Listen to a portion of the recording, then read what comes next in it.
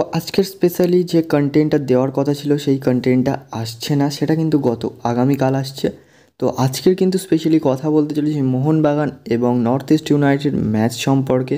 তো ম্যাচ বলতে কি, পুরো ম্যাচটা সম্পর্কে একটু কথা বলবো এবং তার পাশাপাশি একটা গুরুত্বপূর্ণ ইনসিডেন্ট নিয়ে কথা বলবো। তো ভিডিওটা স্কিপ না করে সম্পূর্ণ দেখতে থাকো বন্ধুরা। তো চলো বন্ধুরা, শুরু করা যাক আজকের ভিডিও। তো বন্ধুরা, ম্যাচ সম্পর্কে যদি একটু কথা বলা যাক, তো ফার্স্টেই কিন্তু ব্রেমামার একটা দুরন্ত গোল করে দেয় এবং 1-0 গোলের লিড পায় মোহনবাগান। এবং তারপরে কিন্তু দীপেন্দু বিশ্বাস দিমিত্রির একটা সেট পিস থেকে দুরন্তভাবে কিন্তু দীপেন্দু বিশ্বাস হেডারের মাধ্যমে ফিনিশ করে অ্যান্ড স্কোর লাইন হয়ে যায় আবারও 1-1। তারপরে কিন্তু অবশ্যই ফের আজাইরে গোল করেন। গোল করার পরে কিন্তু তারপরে আবার গোল পরিশোধ করে সেকেন্ড হাফে, মানে তারপরে ওই অবস্থায় খেলাটা শেষ হয় ফার্স্ট হাফের।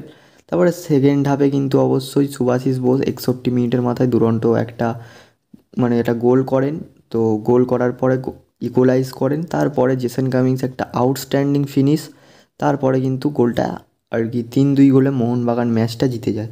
তো ম্যাচ সম্পর্কে যদি ওভারঅল বলি, সবথেকে ভালো খেলেছে ভাই আমার মতে দীপেন্দু বিশ্বাসকে ইমপ্রেসিভ লেগেছে। প্লাস তার পাশাপাশি গ্রেগ স্টুয়ার্ট ভালো খেলেছেন, দিমিত্রি ভালো খেলেছেন। প্লাস তার পাশাপাশি সাহাল আব্দুল সামাদ এসে একটু ভালো খেলেছেন। লিস্টন ভাই ওই সাইড থেকে দুরন্ত খেলছিল, কিন্তু ফিনিশটা আসছিল না। তো লিস্টন যদি ফিনিশগুলো করতে পারতো সেক্ষেত্রে কিন্তু দুরন্ত আরও ইমপ্রেসিভ লাগতো লিস্টনকে। তো লিস্টনকে মোটামুটি লেগেছে আর কি। তো এরপরে বিশাল কাইত কিছু ইম্পর্টেন্ট সেভ করেছে। তার পাশাপাশি যদি বলি, কামিংস দুরন্ত গোলটা করেছে আর কি। তো জেমি ম্যাকলারেনেরও ডেবিউ হয়েছে। জেমি ম্যাকলারেন মোটামুটি আর অ্যাভারেজ খেলার চেষ্টা করেছে। তো লাস্ট 15-20 মিনিট মতো টাইম পেয়েছিল। 15-20 মিনিটে ভাই আর কিছু করার থাকে না। দেখা যাক জেমি ম্যাকলারেন নেক্সট ম্যাচে কী করেন। তো এই ছিল ম্যাচের রিভিউ। এবারে একটা কন্ট্রোভার্সিয়াল ডিসিশন সম্পর্কে কথা বলবো। সব থেকে যদি কন্ট্রোভার্সিয়াল ডিসিশন লাস্ট ম্যাচের সেই সম্পর্কে যদি বলা যায়, তো কন্ট্রোভার্সিয়াল ডিসিশন হওয়ারই কথা।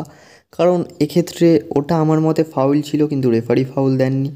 তো ওটা কিন্তু রেফারির ভুল, কারণ ভুলও বলা চলে না, কারণ ভিএআর ছাড়া ওইগুলো ক্লিয়ার বোঝা সম্ভব নয় যে ওটা ফাউল ছিল কি ফাউল ছিল না। তো রেফারি হয়তো অন্য অ্যাঙ্গেল থেকে দেখেছে, সেই কারণে ফাউল মনে হয়নি, সেই কারণে ফাউল দেওয়া হয়নি, সেটা গোল অ্যালাউ হয়েছে। এবং এটা কিন্তু ক্লিয়ার ফাউল ছিল।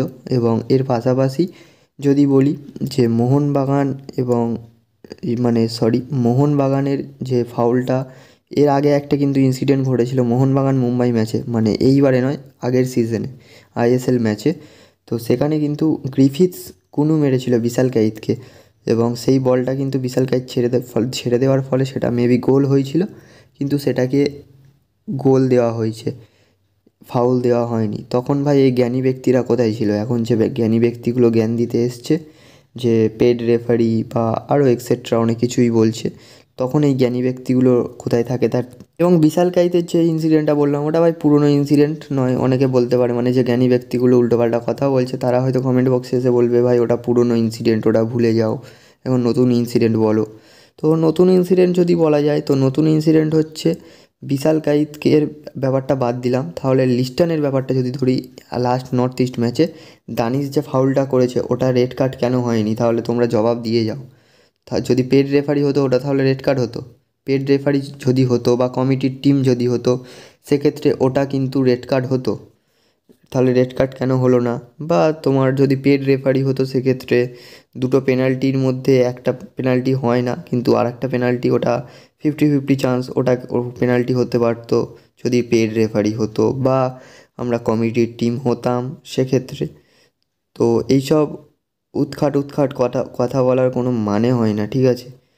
তো ভিএআর নেই, সেক্ষেত্রে রেফারি একটা কন্ট্রোভার্সিয়াল ডিসিশন দিতেই পারে।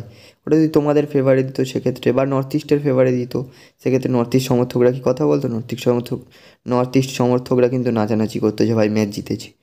তো এর পাশাপাশি যদি বলি, এটা যদি ওই পার্টিকুলার যে ফ্যান বেসটা নাচানাচি করছে তাদের উদ্দেশ্যে দিত, তাদের উদ্দেশ্যে বেশ মেবি একবার দিয়ে দেওয়া হয়েছিল সেই ডিসিশানটা, এবং তারা কিন্তু মেবি একটা ট্রফি জিতেছিল দীর্ঘদিন পরে।